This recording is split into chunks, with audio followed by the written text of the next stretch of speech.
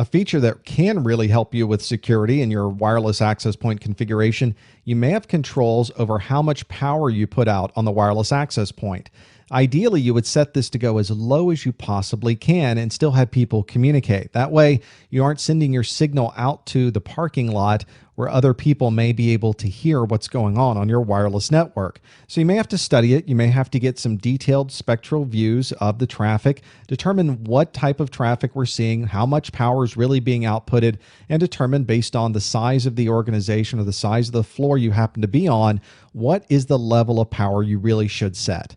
You should also think about the receivers. If somebody has a high gain antenna in the parking lot, they may still be able to hear things even though you've set the power down really, really low. So this is really going to have a dependency on where you're located, and you're going to want to set the power settings accordingly. Obviously, this is not going to be the only thing that you would set to be able to limit access to the wireless network. But again, try to keep it away from other networks and try to keep it as quiet as possible, as low power as possible, but still allow you to operate properly.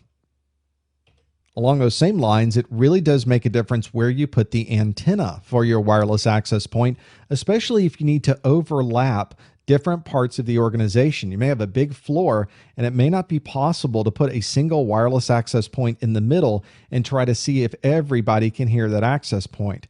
Instead, you may need to layer access points and even overlap some of the channels just a little bit.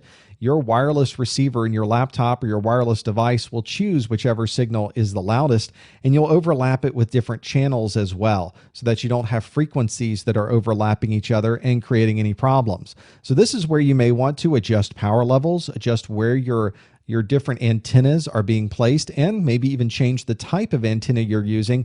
Maybe not to be an omnidirectional antenna, maybe choose one that only looks in different directions to send its signal and receive its signal. There's a lot of options out there. You can check with your manufacturer of your wireless access point and see what types of antennas are available for the particular model that you have.